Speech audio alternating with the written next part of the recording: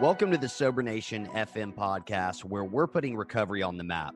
I'm your host, Jonathan Sylvester. This show is brought to you by Sobriety Engine. Do you want to take your recovery to the next level? Do you want more support, community, and fellowship? Sobriety Engine is an incredible community of men and women supporting each other in their recovery. You can get a ton of great tips, resources, and guidance to help you succeed in recovery and in life. Visit sobrietyengine.com to join today. Sober Nation FM is also brought to you by Recover Health. If you're ready to get fit and start living a healthier lifestyle, all while supporting your sobriety, then you can learn more about having me as your own personal fitness and nutrition coach at rcvrhealth.com. And whether you're listening to the show on Spotify, Apple Podcasts, or watching on YouTube, please share this with your friends. Follow, subscribe, and leave a review. Nation, let's hop right into today's episode. Today, I'll be speaking with author, addiction counselor, and founder of Recovery is the New Black, Michelle Smith. Thanks for coming on the show, Michelle. Thanks for having me. Absolutely. So I think we have a lot to cover here. But first, I just want to hop right into it. And I want to ask you a little bit about what things were like before you got sober. How did you actually get into recovery? I got into recovery after the birth of my second child. Okay. I fell into the wine mommy culture. So Okay. I started noticing that my drinking was ramping up as soon as I started getting survival bottles of wine from friends and family when I started having children. Okay. It was like, the guys get the cigars and Right. the women get the champagne and the Prosecco and the wine. And I started seeing those survival bottles of wine in a different light than I ever had before. And that drinking took me to socially consuming to within 3 years binge drinking secretly in hiding by myself. Oh, wow. Okay. Yeah. Yeah. So it was a very progressive disease, but it was very quick at the same time because I had so many moving parts going on. I had lost both my parents. I had just had my first stroke. I was diagnosed with postpartum depression with my second child. I was working in I had two different jobs in two different maximum security prisons that I was working in.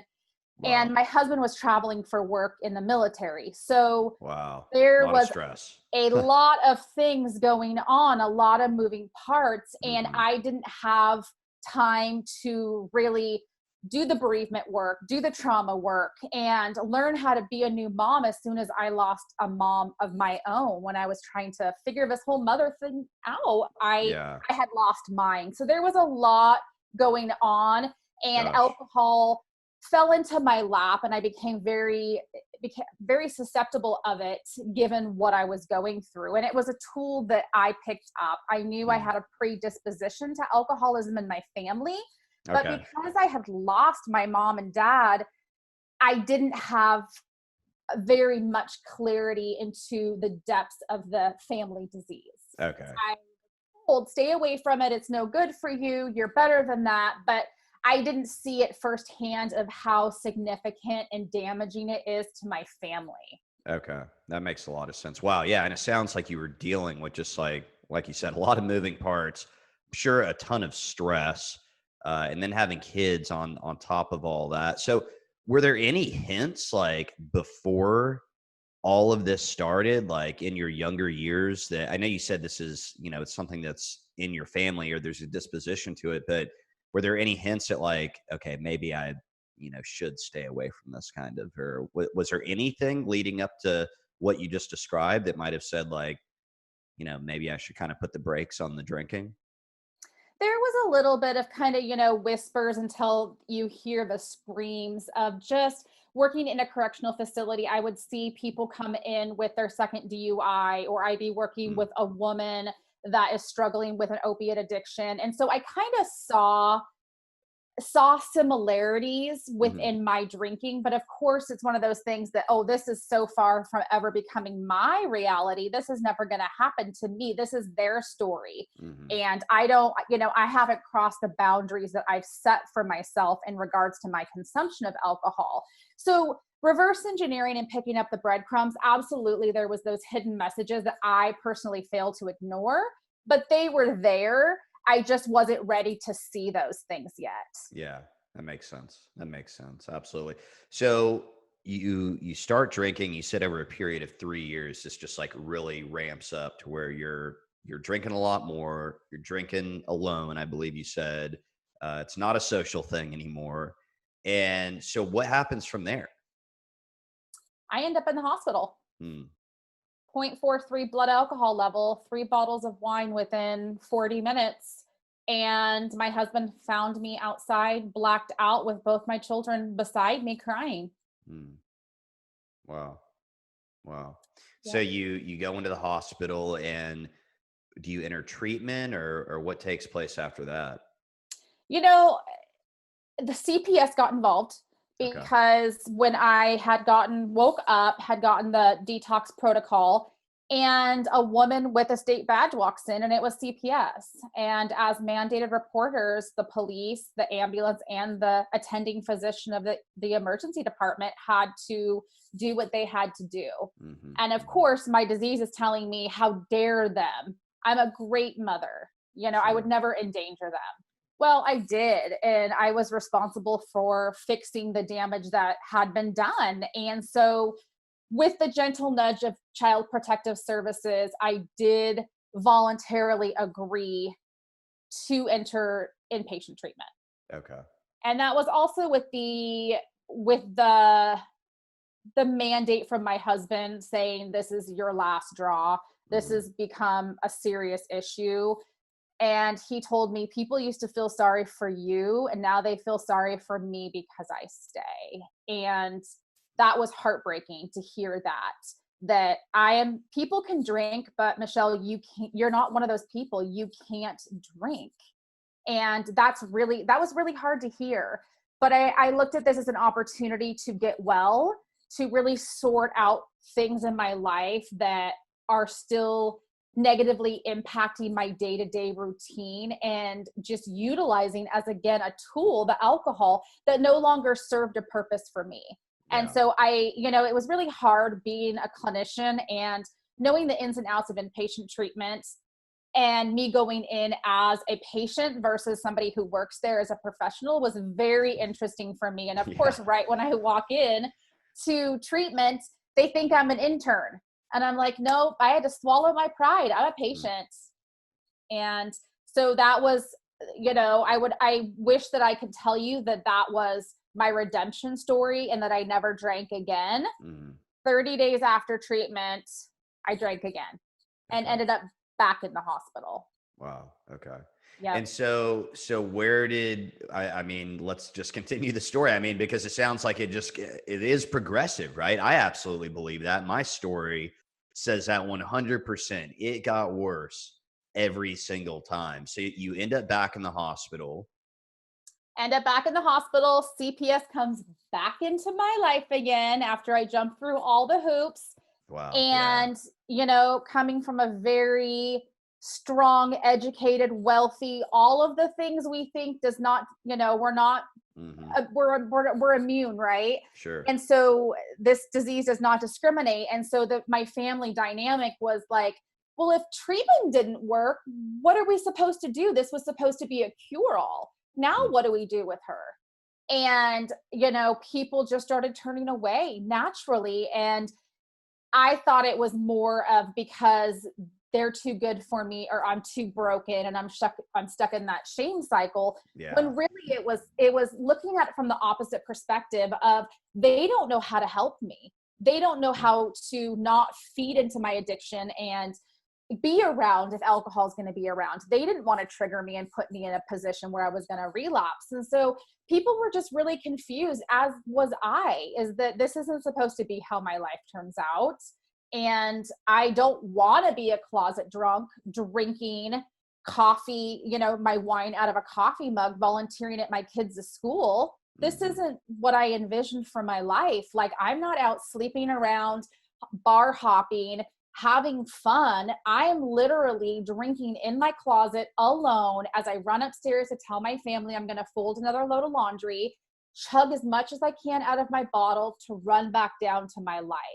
Wow. And until my secret life and my real life collided again at my child's bingo night at school, where I blacked out, ended up back in the hospital, and CPS again came back into my life. And, I think at that point I surrendered to the fact that I can't do this. I was so convinced that I could moderate, regulate, get back to where I was. I was so obsessed mentally that I didn't know if I wanted to live if alcohol couldn't be a part of my life, because the more I had been drinking, it's one of those things like birds of a feather flock together. And so everywhere I went and everyone I associated with consumed alcohol naturally. Right. And so I felt like, how am I going to do anything? How am I going to function? How am I going to socialize? How am I going to de-stress? How am I going to manage my anxiety if I don't have this one tool? And so I just honestly surrendered. I asked myself, would my life drastically improve if I took alcohol out of the equation? And absolutely, without a doubt, my quality of life would get better. Sure. Yeah. Is alcohol adding value to your life, Michelle? Absolutely not. It is life sucking, not life giving. And I knew that if I gave up this one thing, it left endless possibilities of things that I still could enjoy. And making that commitment that no matter what, I will never pick up again. And that is a promise that I made to myself in 2016. And I, to this day, have stayed strong and committed to living my best life. And that starts with me showing up and being authentically me. And alcohol has no place here. And that's awesome. I'm such a better person, a better mom, a better friend, a better leader without it in my life. Wow. Wow. That's pretty awesome. I think one thing that I really love about your story, number one, is just, I know it progressed so fast, but I think it's great that you were able to kind of like take that moment and I think we all have these moments of clarity. It's just like, do we really take advantage of them? Right. And one of your moments of clarity, you actually asked yourself, like, would this benefit my life if I put it to the side? And, I probably did that at some point, but I didn't listen to whatever the answer was initially. And, I needed some more pain and some more motivation, I guess. But the other thing I really like that you said right there, Michelle, is just that you made a commitment to this thing because, I'm in a 12-step program, and a lot of the times in recovery and in 12-step programs, we hear one day at a time, right? Which I think has a lot of, has various meanings, just like of staying in the moment and being present. But, in terms of, drinking or using substances, it's like, okay, let's just focus on today. And it was shared with me pretty early on, like, hey, if this is something you really want, like, you should really make a commitment to it. And so I really love that you said that. I think that's so important, that I don't need to be thinking about how am I going to stay sober for 30 years, but I should probably make a real commitment to this deal. So you CPS comes back into the picture again, and you make this commitment. And so what does your recovery look like initially? What do you actually do to start making these changes in your life? What I started doing, once I made that commitment, being an adult orphan, I knew that I was digging myself a grave, and I know what it feels like to be parentless. And knowing that this was my only way, and knowing that I know what it feels like to, again, not have that leadership and those parents there. I never want my children to ever experience the pain and the grief that I feel. Yeah. And that wasn't even by choice of why they're no longer here. It was, accidental, but the pain is still real. And so for me to continuously tell myself that I'm not hurting anybody, that I'm the one consuming this and no one can control me, and people are just wanting, they're telling me I can't drink as they're sipping on their beverage, and so what my program really looked like is I got involved in 12-step. I went to women's meetings and I surrounded myself with people who could get it, because I knew if I could go into a room every day I would have at least an hour of sobriety. I would be able to make positive connections with people who get me, and no one's going to judge me for anything. I don't have to hold back one thing about my life because these people are my people. Regardless, there's a lot of differences, but I had to dig deep into the similarities within our journeys to know that I judge myself enough for everybody. Sure. And these people aren't here to do that. These people are here to get well and to build community and to recover together. And so that was a big piece of my program to begin with. It did get extremely difficult as, you know, the mother role, you know, adds on to the plate with sports and with, you know, my career, that there's always an excuse. And so what I really did is dig deep into therapy and really building my connection with exercise, with cognitive behavioral therapy, with addictions counseling, continuing with the AA groups here and there. And I think what was really big too is I started to recover out loud. And I did that because I didn't see a lot of content and community of people in the platforms of social media. Right. And so I'm like, I cannot be the only mother trying to keep everything afloat. I feel like I'm losing my mind, even though I look like I have it all together. I can't be the only one struggling with this. Yeah. And so it's just one of those things that there's still so much shame and stigma around it that people and women just don't want to talk about it. Yeah. And so I'm like, well, if I'm struggling, there has to be other people. And so I started getting on Facebook, Instagram, downloading podcasts, and discovered this whole sober community, this whole world of people that are out there. And that did one of a few things that really created solidarity for me. It created like just these connections that people all around the world in different paths of life like have these similarities. And I was held accountable for showing up.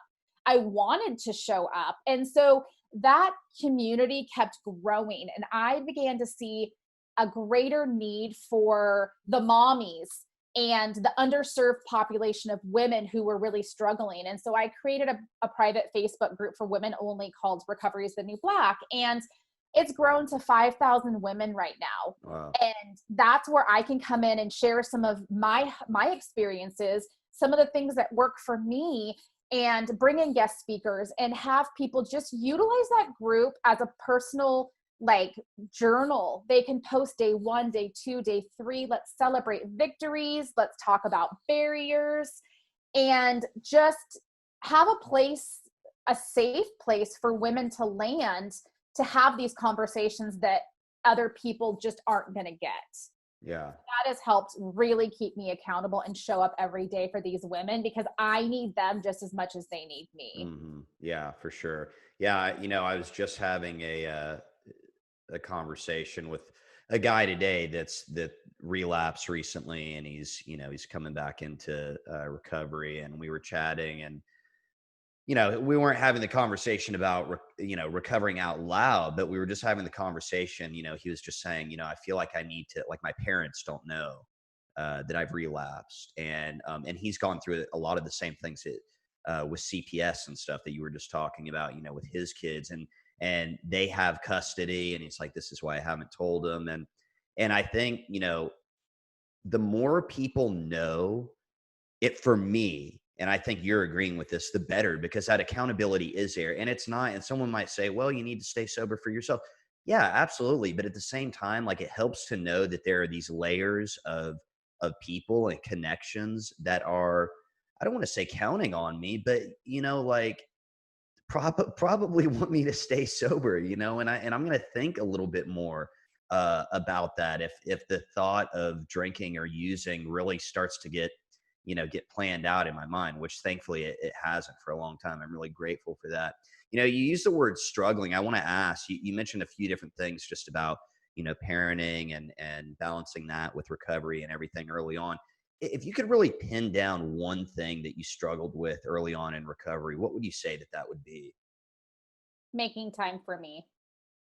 Wow. And what that looked like is not manicures and bubble baths. It Sure. was about Motherhood is about finding pockets of time.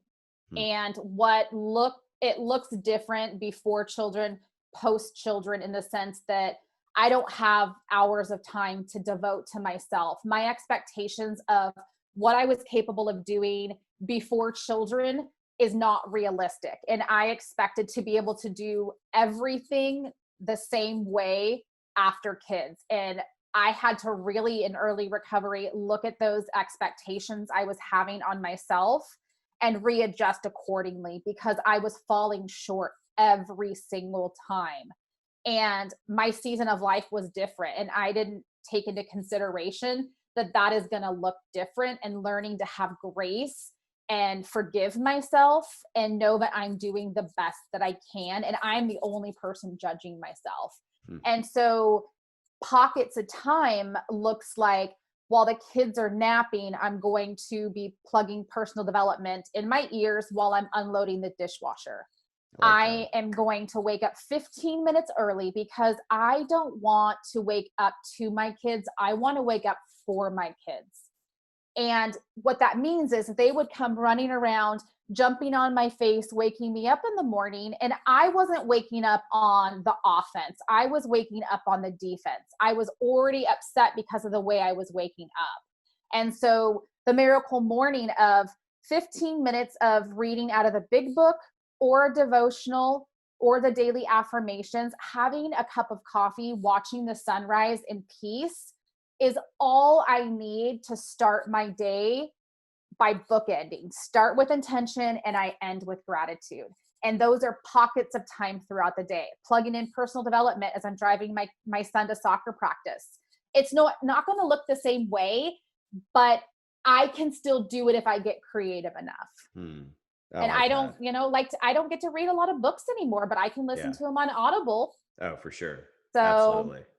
I love yeah. that. Yeah. And pockets of time. That's such a great way to describe that. And I think moms and really anyone can probably benefit from that. But I definitely want to make sure that we focus on the moms, because I'm sure there are a lot of moms that are going to listen to this or watch this and have struggled with a lot of the same stuff, or maybe struggling with it right now. What I also really appreciate, I'm a tactics guy. So I love, like, in recovery meetings and stuff, like talking about just like general principles and great ideas. But I also like when people get specific and tell me, like, because I'm the same way, like, you know, podcast, while I'm doing dishes or while I'm doing something else, and I think that's a really great way to describe that, pockets of time. I really love that. So, you mentioned that you were going to women's meetings early on, and that was really helpful. And you just mentioned, the Recovery is the New Black Facebook group where you're able to connect with these women. These women are connecting with each other. Why is it important for women to find a group to connect with, do you think? Everybody needs connection. And I think motherhood is so lonely. Hmm. And we're doing the best we can with what we have to work with, but we don't have a clue what we're doing. There's no instruction manual that comes with this kid when you get it home from the hospital and you're supposed to like raise it without messing it up. It's just, we have no idea what we're doing. We're instilling some of the values and some of the beliefs that we had. Our partners are doing the same, and we're just trying to figure this whole thing out as we go. And there's a lot of really fun things, and there's a lot of really difficult seasons of parenting. And I think that having a safe space to be able to share victories, struggles, and just get out of our own heads. It's so frustrating with the healthcare system of, let's just do a 6 weeks post-op appointment and we check the baby, but nobody asks you about you. How are Hmm. you feeling? How is your Yeah. incision? Are you sleeping? How is your mental health? Okay. Yeah. And we provide that for people. We want to know, honestly, how are you doing? How are you surviving? Because we all have been there. We get it. And so without judgment, there's this space where you can just say, breastfeeding sucks. I get breast is best, but I'm going to lose my damn mind. Hmm. So, it's just having real conversations that other people just don't get is so important to me, not only to the women that I work with. Yeah, that makes a lot of sense. And so to get a little more specific, like what are some of the main barriers that you see women that you work with? What are they facing? What are some of the biggest problems that they're dealing with?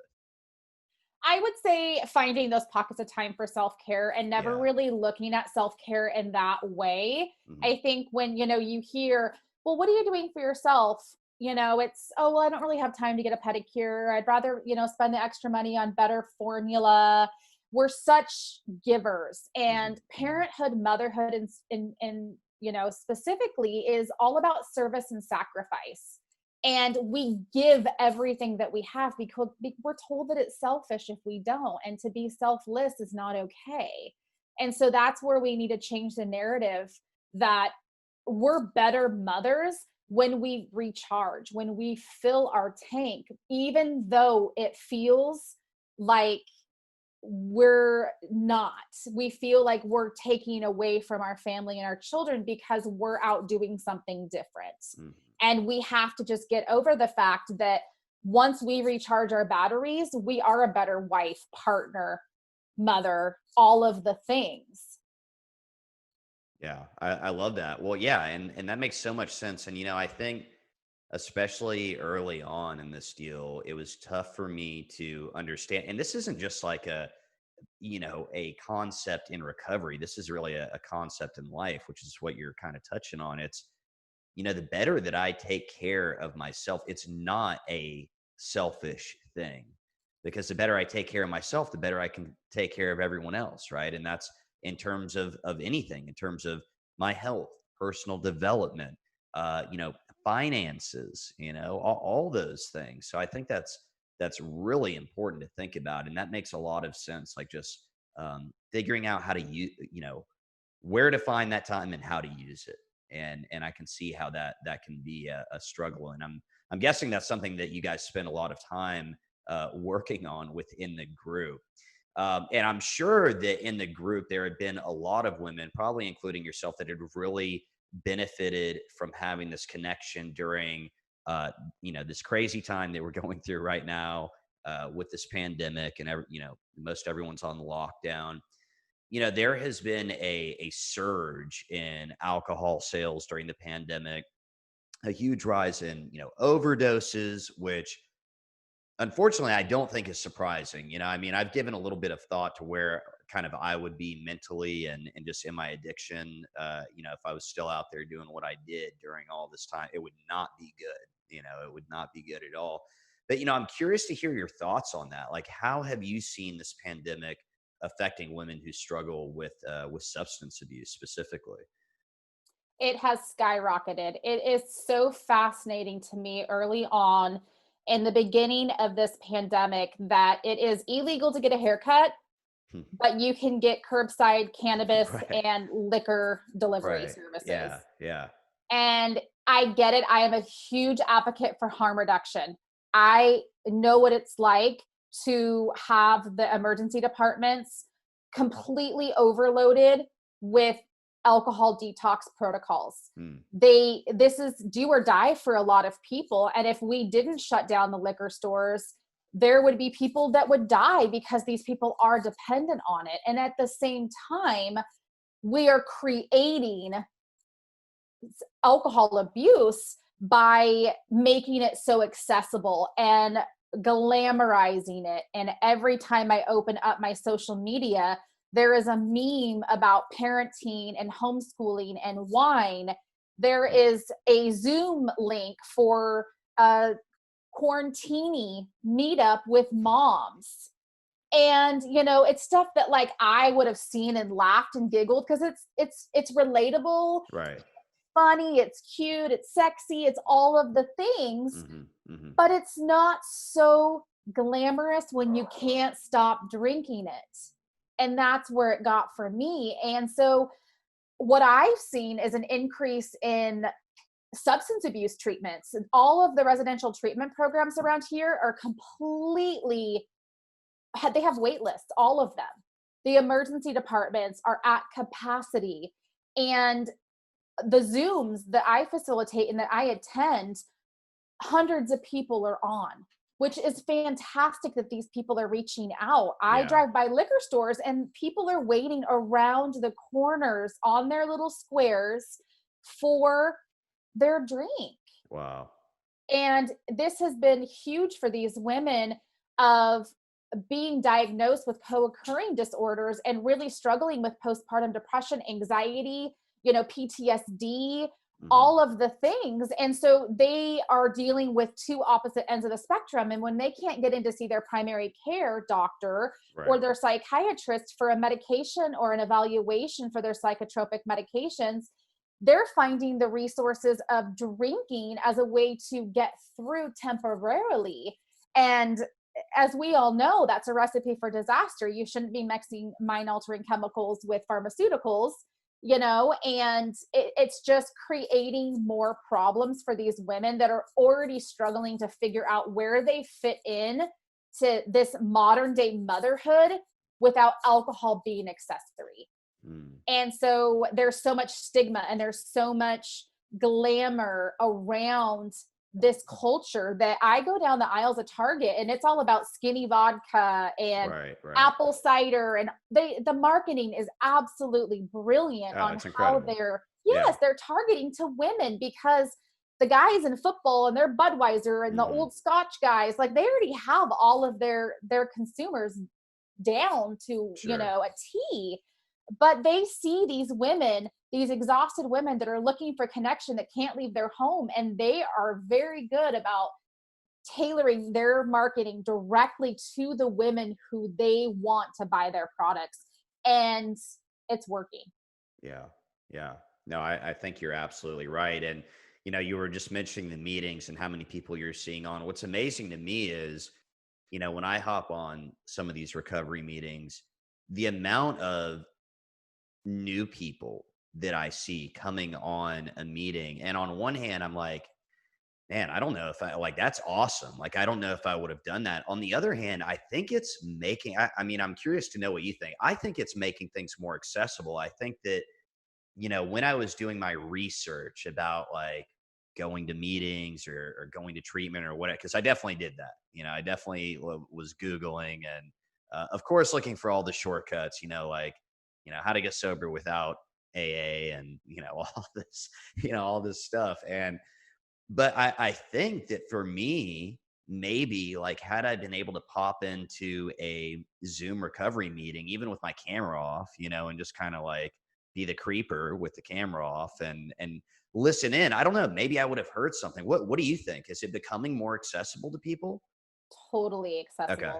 It's amazing. I tell all of the ladies, be a fly on the wall. Exactly what you said. Turn off your video. Yeah, I shouldn't say creeper. I didn't mean it like that. I totally get what you mean, though. They should. And that's the thing, is that they're in a different place where I was, and I have to remember that. I can't shake them and say, like, don't screw up your life like I did. But people told me that. And I think I do the same thing. I had to go out and do more research and collect more information and more evidence that supported that alcohol is not bringing value to my life. And everything happened the way it was supposed to happen. It wasn't going to happen with a DUI. It wasn't going to happen with me going into a correctional facility. I worked in a maximum security prison for 20 years. That's not going to scare me. That wasn't supposed to be my story. My story was Mama Bear. You want to try to threaten to take away my kids? Hell no. Like, that's not going to happen. And so we can't predict how it's going to happen and how we're going to hit rock bottom. But if we continuously drink because we're running from something or we're trying to avoid a painful situation, if we're not drinking because we love the taste, I drank simply to black out.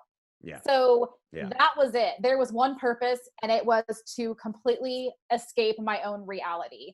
And so for these women that aren't quite there yet, I am so happy you're here and that you've reached out.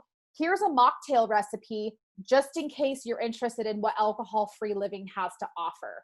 No pressure. Meet them where they're at. Here's the Zoom link to this amazing meeting that we're going to be talking about all things motherhood. If you want to join us, we'd love to have you. And so just creating a space where I see my own analytics. I have 55,000 reaches and 500 shares on posts, and I only might get 1,000 likes. Mm-hmm. These people are watching what we're putting out there in Oh, for podcasts sure. and our social media, like our interviews. They're listening. I was that creeper. I was the one on a fly on the wall. I was taking it all in and trying to figure out and envision what my life would look like without my best friend that was killing me. Yeah. And so there's so many people that, yeah, sure, this pandemic is really, really hard, but I'm trying to see the opportunities that we do have to make things as accessible as possible. People are working behind the scenes trying to create these Zooms and these, virtual platforms to be able to bring this to the comfort of your own home, so you don't have to worry about a babysitter. If your license got revoked, no sweat. You don't have to drive anywhere. So it's really taking down as many barriers as possible for you to just say, why not? What do I have to lose? I might gain something, or a seed might be planted that will flourish later. Yeah, absolutely. Well, and I really appreciate the way you described the approach, and the approach is it because like if the approach comes from someone that's like, oh, alcohol, you're drinking this, you're doing that, and is super judgmental. And like, I didn't want to hear any of that, and so I think just the approach like, hey, this is here, it's available to you. Come check it out, listen in, like you said, like be the fly on the wall. I think one of the best suggestions I got, of course, was look for the similarities, like you were talking about in your own story, not the differences, because I did focus on the differences for so long. I think that's really I think that's the most helpful approach, and with these meetings being so accessible, I think it's removing barriers, not only for new people, but, I've been around a few years now, and I'll just tell you, like, I'm attending more meetings than ever. And I'm thinking of your pockets of time. There are times where I am doing other stuff, but I can be on a meeting and listening in, and I try to give, all my attention whenever possible, but I do think it's cool that I can be in a meeting and be, connecting and really be getting something out of just that recovery environment or community, if you will. And I think that's better than not attending a meeting at all sometimes. And I wouldn't always be able to do that, if that tool wasn't there. So I think it's a great tool. And so speaking of tools, what are some of the tools that you found most useful during this pandemic and this lockdown that we've been in? I would say if I were to give you 3 tools, I would Sure. say we talked about one, which is the Zoom and the Mhm. accessibility to virtual platforms to avoid all things barriers. Mm. So, there's a meeting going on every hour. You can plug into something. And I think that that's really important, especially during the lockdown, is get connected, because we all know the opposite of addiction is connection. It thrives. Our addiction thrives in secrecy, in silence. And so we have to bring that to the surface. And, for me, once I had a head full of sobriety, drinking was never the same. Every single time I would relapse, I stopped looking at it as a failure, and it was a lesson. And Mm. I took that lesson and I pocketed it, and I used it to strengthen my recovery moving forward. And our minds are the most powerful things that we own.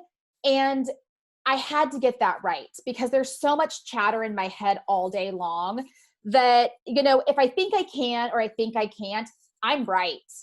So I have to know that this is the direction I'm going, and this is going to make me be the most successful. So, I was either I was learning or I was winning, but I was Okay. never losing.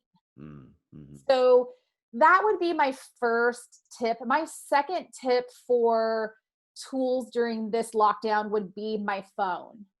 And that sounds kind of interesting, but I think our smartphones are so powerful that can be used for good. It holds all of our apps for our podcasts. It holds our phone lists for our sisters and brothers in recovery. It lists the apps for our sobriety trackers. We have all of our social media platforms and groups that we can check into. Our Zoom app for all of our online meetings are right there. So our phones are pretty cool. Mm-hmm. They do have a lot of things on there. And my third thing would be is I have a sober toolbox. We all kind of talk about, oh yeah, what's in your toolbox? I literally have a bag that's my sober toolbox. And in it is a stick of gum. I have essential oils. I carry my 24-hour chip with me everywhere I go because that is all I'm promised. And every morning I start off with another 24 hours. Mm. We all do. Yeah. And I have a picture of my kids. I have my goodbye letter to alcohol. And those are the things that keep me in check, where if I notice that I'm starting to get squirrely in my head and I have Right. these negative thoughts rolling through my head, Mm-hmm. or my kids start to act up, or I'm scrolling social media and all I see is political posts and all about the quarantine and lockdown, I have to have something to reach for that is going to be uplifting and positive and keep me moving forward instead of stuck. Because Yeah. when my mind gets stuck, I start to go into this martyr role of woe is me. Yep. And well, everybody else is drinking and the world's just going to crap. So I might as well, if you can't beat them, join them. So those are the three things that have been really helpful for me. And this too shall pass. This is a season. This sucks for everybody. But if we really look at what this is doing for us, I particularly am challenging the women I work with. What are things in this pandemic that you're going to continue on with your life? Like, what have Yeah. you learned? Like, I have play night with my kids and we build forts and have root beer floats. Like, I didn't get this time with my kids because I was drunk.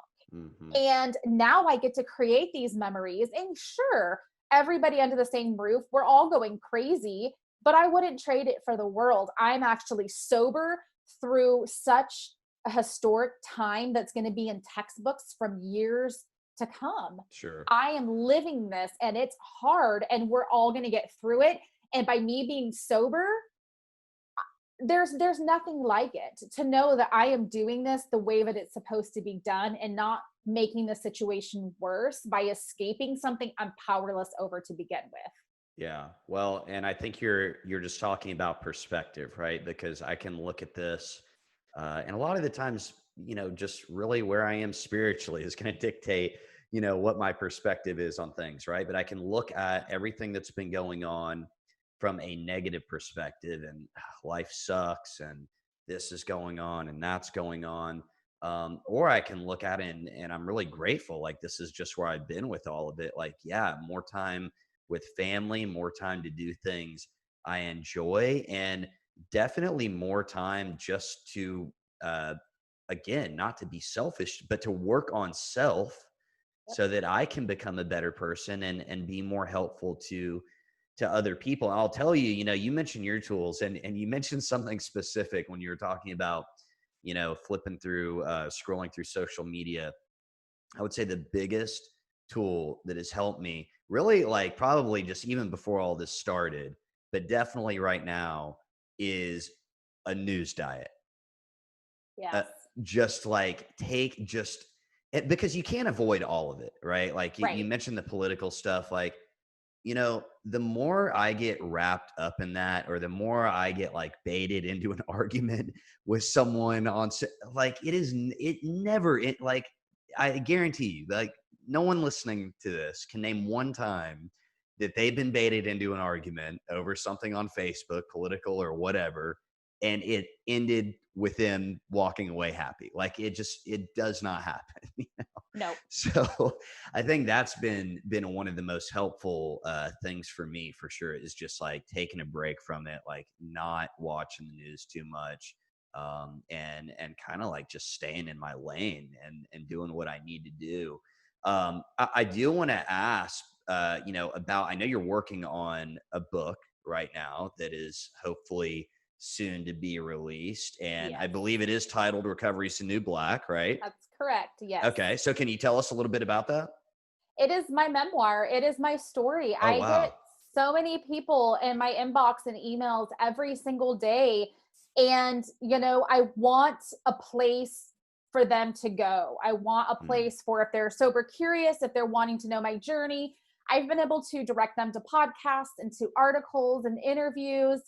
But I wanted, this was very therapeutic for me. It I was bet. just wow. Yeah. It's kind, Yeah. I went through it and I was like, is my story that bad, or was this legitimately enough reason to become an alcoholic? And everyone who's read it said, yeah, Michelle, you have a pretty incredible story. Yeah. Yeah. So, it's a story of my journey where it's like, here you go, here's my heart, there's my life. This is how I got through. I want this to be your survival guide. I want you to know that it doesn't have to be like this. So yeah, this book is just, it's incredible. It's about the motherhood, it's bereavement, it's personal development, living with postpartum depression, and really overcoming the mommy wine culture into, this has become a staple in our culture, and that I can survive this culture and show people and mothers that it's a freaking superpower to be a mom in sobriety Hmm. and have the respect from other people. And it's a story of redemption, is what it is that I want everyone to experience the gifts of sobriety. I get so pumped up because when somebody was like, you're going to love sobriety, and I thought of, all I could think of was the idea forever, because Yeah. forever is a really long time. It is. It is. And I never had the tools, the confidence, the stamina to ever think that this would be a lifestyle that I never want to escape from. And I am here 4 years later to say, I could never imagine going back to that life. I Hmm. am living my best life the way I was supposed to.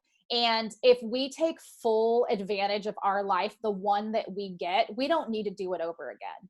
So that's what my book is about. It's there to inspire and empower other women to know that they can live in their truth and live authentically and show up for who they are meant to be, and learn to love themselves and forgive themselves regardless of what's happened in their life. That's so cool. Wow. Yeah. No, and I can't wait for that to come out. I'm sure a lot of our listeners will be interested too, because your story contains some like really specific things that I know a lot of women have dealt with. And a lot of women either new to sobriety, sober curious, that have been sober for a while, postpartum depression.